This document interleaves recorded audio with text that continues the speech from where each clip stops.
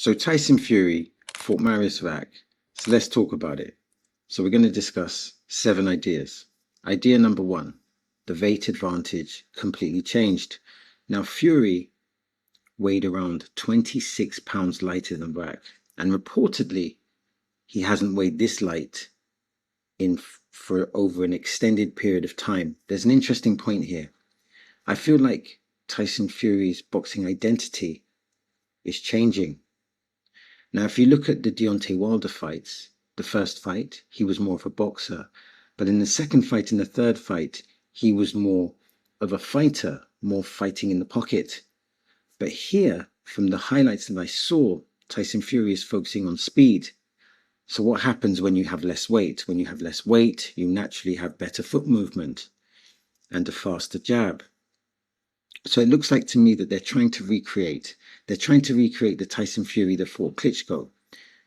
From my perspective, from an outsider looking in, strategically that makes a lot of sense. But also in that fight, and I don't know why I feel this, I sense that Tyson Fury may be physically more vulnerable than he was before, but that's just a sense, and that sense could be incorrect.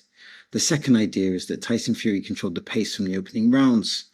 Wach, I hope I'm pronouncing that correctly, struggled to establish his own rhythm because Fury dictated the distance with the jab and with the combinations and with the footwork.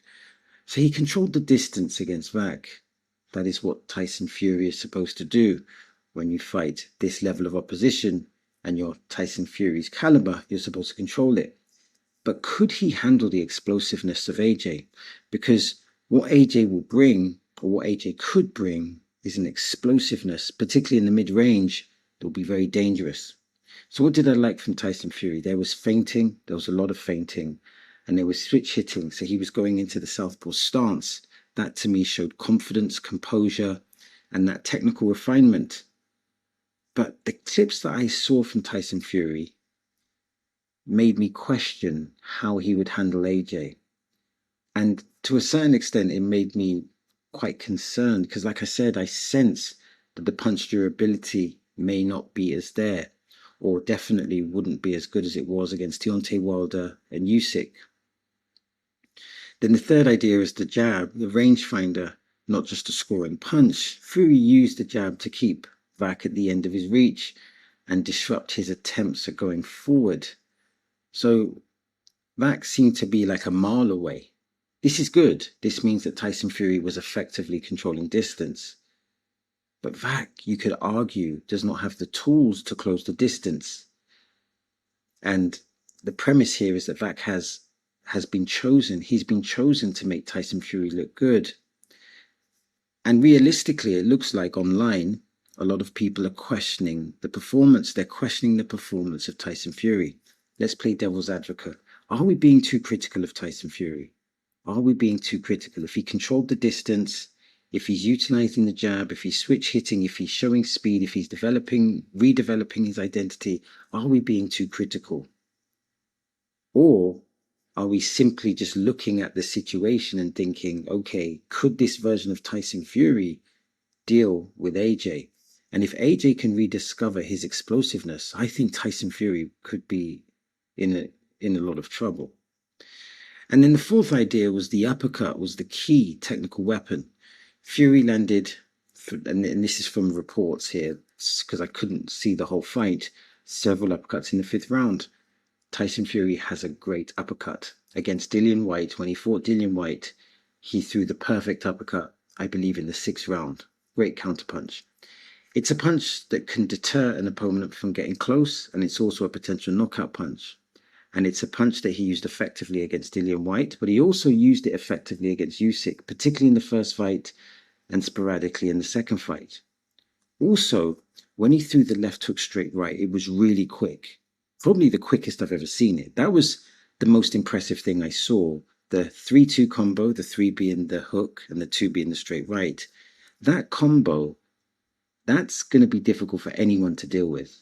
And AJ could struggle with that because it was such a fast combination, and that short left, it just sets up that straight right, and he threw it convincingly. So that was something positive to take away from the performance, but it's important to realize that controlling Wach and controlling AJ are two different beasts, but him utilizing the uppercut and utilizing the uppercut effectively, that is a positive implication. And that 3-2 combo, the speed and the power, it looked effective. And then the fifth idea is that Wach had moments but never sustained the pressure. So Wach caught Fury with right hands in the second and the seventh rounds. Again, this is alleged because I couldn't get to see the full fight, proving that Fury was not completely untouchable. Now, let's give a premise here. You know, if you're in the rain, you're going to get wet. If you're in boxing, you're going to get hit. And again, for me, my concern for Fury, I thought that the foot movement looked good. I thought that the identity is the correct identity to have. I think the weight loss is good. But I just get this sense, or I have this question about it, about his punch durability and his punch resistance.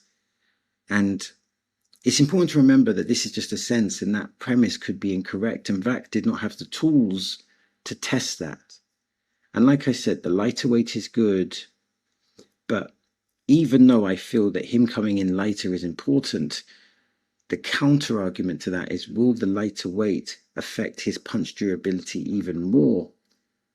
But in fairness, Tyson Fury in this fight, from what I could see from the samples and clips that I saw, he's rediscovering controlling the range. He's finding the jab. The foot movement was good. The switch hitting I thought was good. I thought the feints were good. He really utilized the feints effectively. And then the sixth idea is that the showboating revealed Fury's level of comfort. Fury was visibly relaxed, showboating during the fight, and apparently there was a playful kiss in the 6th round. I guess that's the viral moment. Showboating, what does it show? In most cases, showboating shows confidence.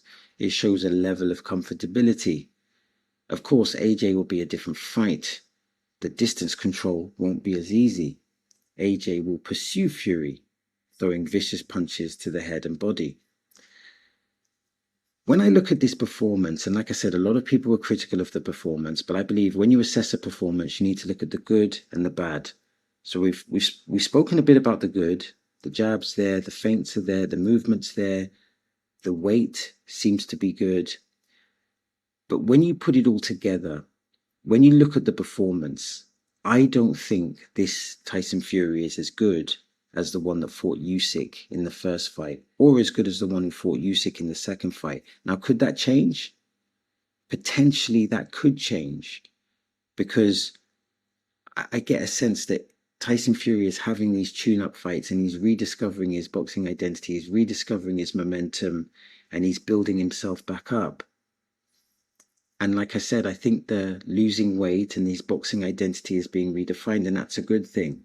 But there are definitely question marks, and I think those question marks are valid. And then the 7th idea is that the win proves activity, not necessarily elite level readiness.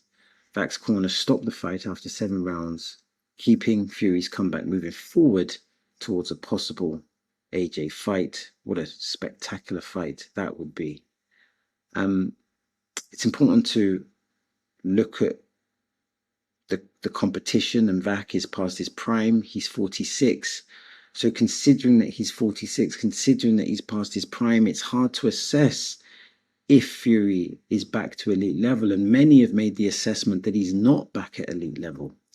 The good news is that there seems to be a clear plan with regards to his boxing identity. And you know, the 3-2, that left hook straight right, that's a favored combination from Tyson Fury. That looks sharper than ever. And Fury had superior feet, but Wach is 46, so you would expect him to have superior feet. A lot of people online are saying that Tyson Fury is finished. I think there's a middle ground here. I think at this stage, Tyson Fury is incomplete. There's a lot of work to be done to ensure that he gets back to the elite level. And is he capable of going back to the elite level? I know that there was some question marks with regards to his preparation, but again, is that premise correct? So I think that what we can see from the Tyson Fury performance is that work is being done but perhaps there is still a lot more work to do.